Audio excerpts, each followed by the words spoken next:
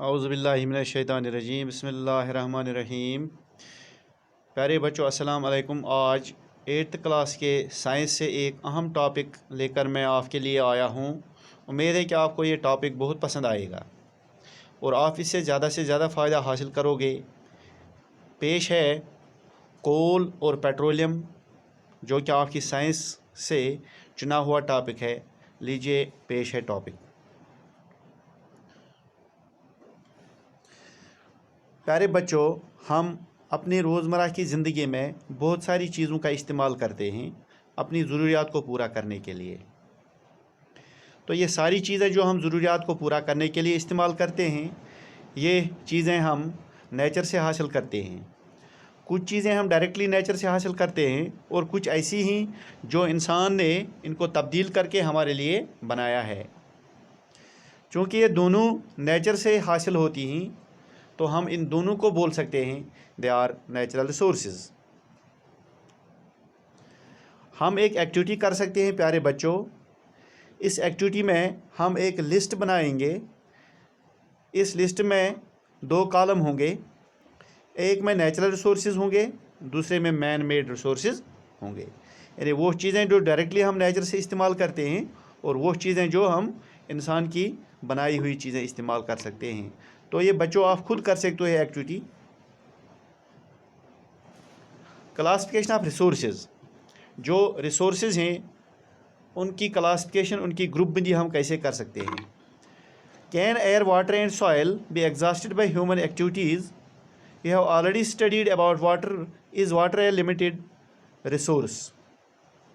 यानी पानी, हवा, मिट्टी, जितना हम उनको इस्तेमाल करेंगे, क्या वो इस्तेमाल करने से ख़त्म हो जाएंगे? तो अगर हम इस पर मुशाहिदा करेंगे, इस चीज़ पर हम गौर करेंगे, हमारे पास 2 तरह के रिसोर्सेज हैं। There are 2 kinds of resources. एक रिसोर्स वो हैं जिनको हम इनएग्जॉस्टिबल रिसोर्सेज कहते हैं। इनएग्जॉस्टिबल रिसोर्सेज कौन से रिसोर्सेज हैं? देखिए, ये वो रिसोर्सेज हैं जिनकी क्वांटिटी बहुत ही ज़्यादा है, जो बहुत ही तादाद में हैं। इंसान जितना उनका इस्तेमाल करेगा वो ख़त्म नहीं हो जाएंगे। मिसाल के तौर पर सनलाइट है और हवा है, हम जितना इसका इस्तेमाल करते हैं उन पर कोई असर नहीं पड़ता है। तो इन चीज़ों को हम बोलते हैं इनएग्जॉस्टिबल रिसोर्सेज। दूसरी किस्म जो रिसोर्सेज की हैं, they are exhaustible natural resources. देख लीजिए, वो एग्जॉस्टिबल नेचुरल रिसोर्सेज कौन से हैं। The amount of these resources in nature is limited. इनकी तादाद जो कुदरत में होती है वो बहुत ही कम होती है। अगर इंसान इनका इस्तेमाल लगातार करेगा तो एक ज़माना आएगा वो उनके स्टोर जो भरे हुए हैं वो खाली हो जाएंगे। मिसाल के तौर पर जंगलात हैं, वाइल्ड लाइफ हैं, मिनरल्स हैं, कोल है, पेट्रोलियम है, नेचुरल गैस। तो डायरेक्टली हम आएंगे कोल पर। प्यारे बच्चों, आपने कोल को देखा होगा या आपने इसके बारे में सुना होगा। कोल जो है ये स्टोन या पत्थर की तरह सख्त होता है और इसका कलर ब्लैक होता है। हम इसका इस्तेमाल एज फ्यूल करते हैं खाना पकाने में। पुराने ज़माने में रेलवे इंजन को चलाने के लिए, भाप का इंजन जो स्टीम इंजन था उसको चलाने के लिए इस कोल का इस्तेमाल किया जाता था।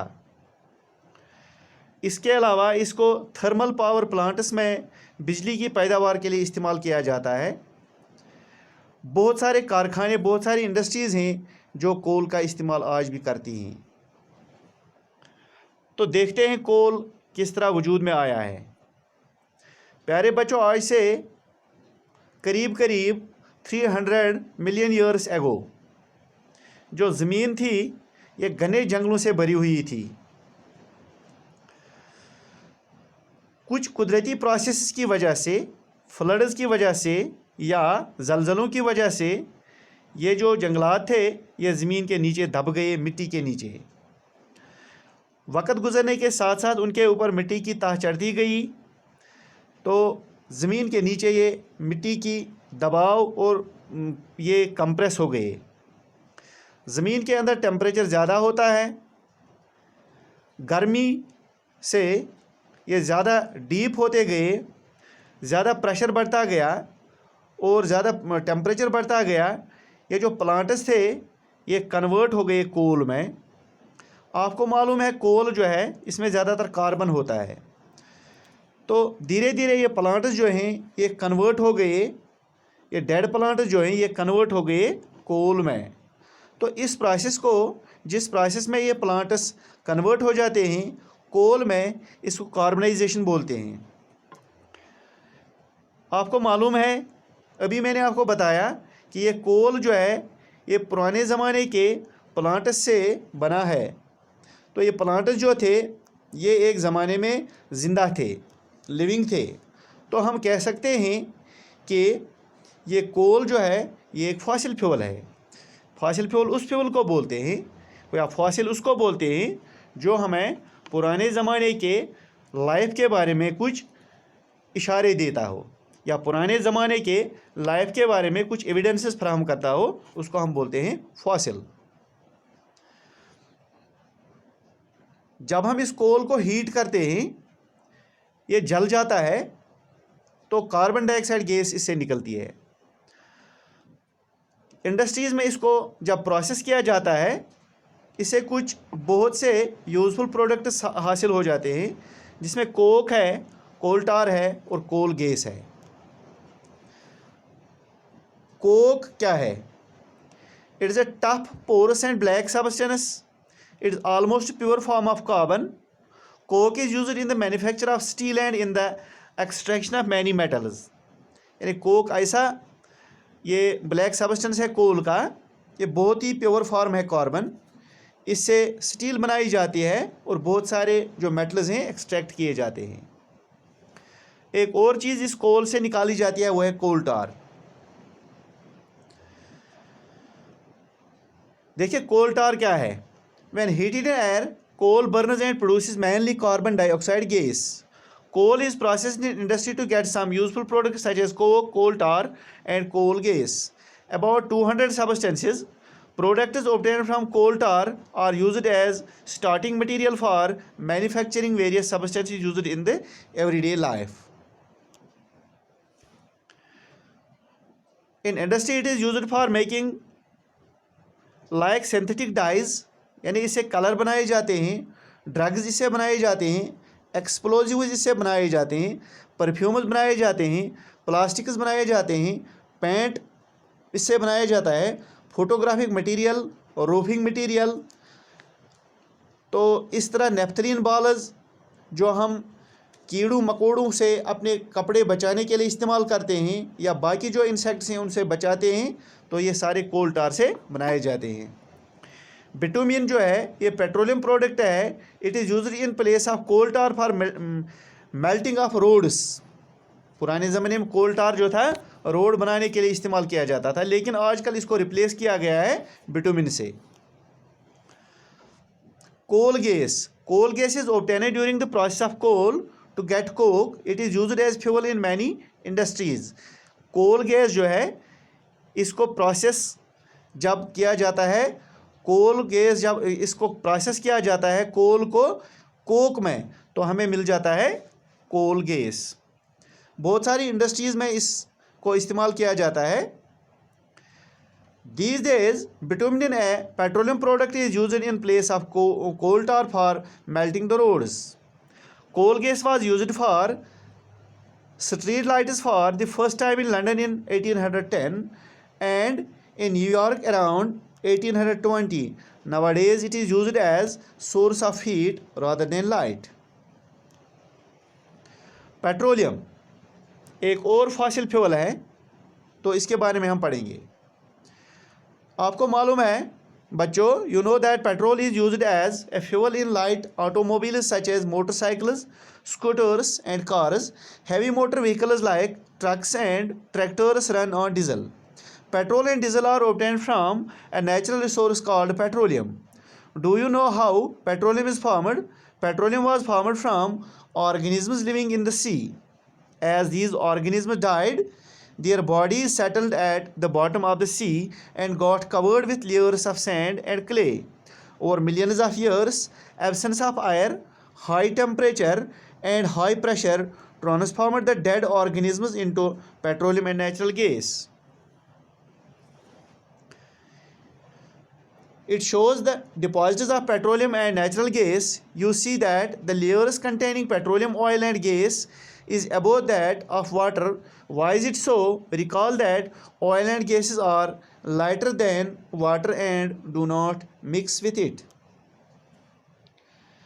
The world's first oil well was drilled in Pennsylvania, USA in 1859. 8 years later, in 1867, oil was struck in at Makum in Assam. In India, oil is found in Assam, Gujarat, Mumbai High and in the river basins of Godavari and Krishna. Refining of petroleum. Petroleum को refine कैसे किया जाता है? Petroleum is dark oily liquid. It has an unpleasant odor.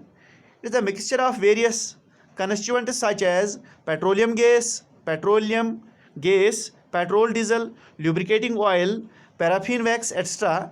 The process of separating the various constituent fractions of petroleum is known as refining. It is carried out in a petroleum refinery. Petrol जो है, जो हम ज़मीन से petroleum निकालते हैं, ये बहुत सारे प्रोडक्ट्स का मिश्रण होता है. जब इन मिश्रणों को अलग किया जाता है तो इसको बोलते हैं refining. Many useful substances are obtained from petroleum and natural gas. These are termed as petrochemicals. These are used in the manufacture of detergents, fibers, polyester, nylon, acrylic, etc. Polythene and other man-made plastics. Hydrogen gas obtained from natural gas is used in the production of fertilizers, urea. Due to its great commercial importance, petroleum is also called black gold. आजकल petroleum का चलन बहुत है. ये एक starting agent है, ये एक रॉ मटेरियल है. इससे बहुत सारी चीज़ें जो आजकल के दुनिया में जिनका चलन बहुत है हासिल की जाती हैं. तो इसी वजह से इसको ब्लैक गोल्ड कहते हैं. देखिए कौन कौन से कंस्टिट्यूएंट्स इससे हासिल होते हैं. Petroleum gas in liquid form, जिसको एलपीजी बोलते हैं, तो इसको फ्यूल के तौर पर इस्तेमाल किया जाता है घरों में और इंडस्ट्रीज़ में. पेट्रोल ये दूसरे नंबर पर निकलता है, तो ये एक फ्यूल मोटर व्हीकल्स में इस्तेमाल किया जाता है. Solvent for dry cleaning. Kerosene हमारे घर में जो स्टोव्स होते हैं, लैंप्स होते हैं, या इसी तरह जो जेट एयरक्राफ्ट्स होते हैं, इन सभी के लिए एज फ्यूल ये इस्तेमाल किया जाता है केरोसिन. इसको दूसरे लफ्ज़ों में गासलेट भी बोलते हैं या इसको मिट्टी का तेल भी बोलते हैं. डीजल हैवी मोटर व्हीकल्स जो हैं इनके लिए ये फ्यूल का काम करता है. इसी तरह जो इलेक्ट्रिक जनरेटर्स होते हैं उनमें भी ये काम आता है.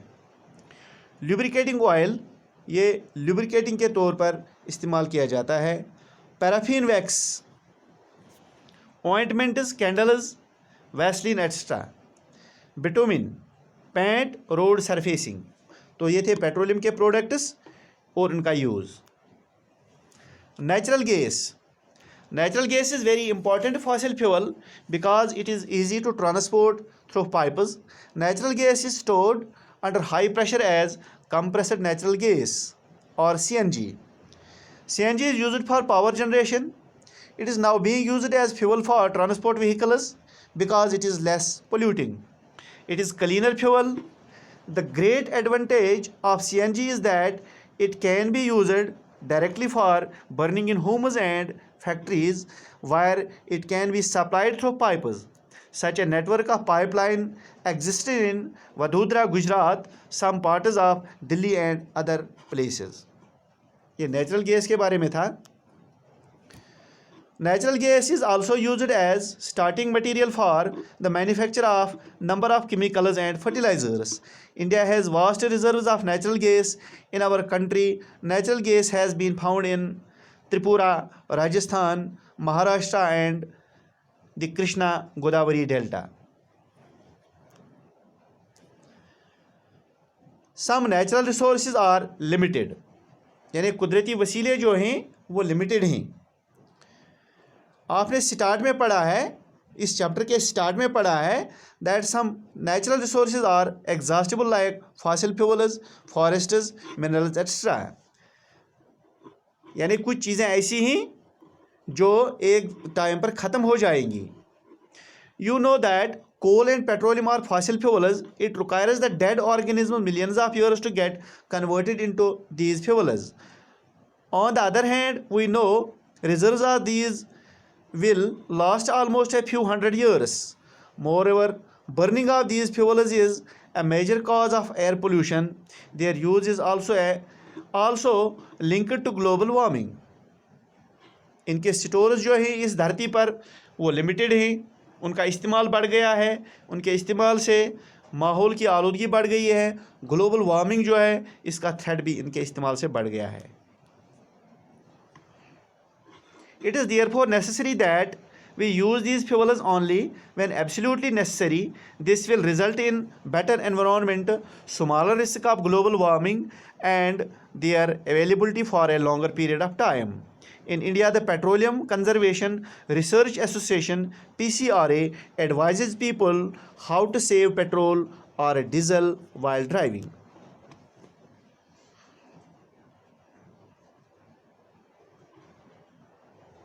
तो जो PCRA हैं उनके टिप्स क्या हैं? How to conserve petrol, how to save petrol. देखिए क्या हैं? Drive at a constant and moderate speed as far as possible. Driving जो करनी है हमें मॉडरेट स्पीड पर करनी है। Switch off the engine at traffic lights और at a place where you have to wait. जिस जगह पर ट्रैफिक लाइट होती है, जिस जगह पर ट्रैफिक जैम होता है, वहाँ पर हमें अपनी व्हीकल को रोकना होता है, इंजन को ऑफ करना होता है। इंश्योर करेक्ट टायर प्रेशर, यानी टायर प्रेशर जो है वो बराबर होना चाहिए। Ensure regular maintenance of the vehicle, हमें अपनी व्हीकल की पूरी तरह से रेगुलरली मेंटेनेंस करनी है। Thank you for watching this video.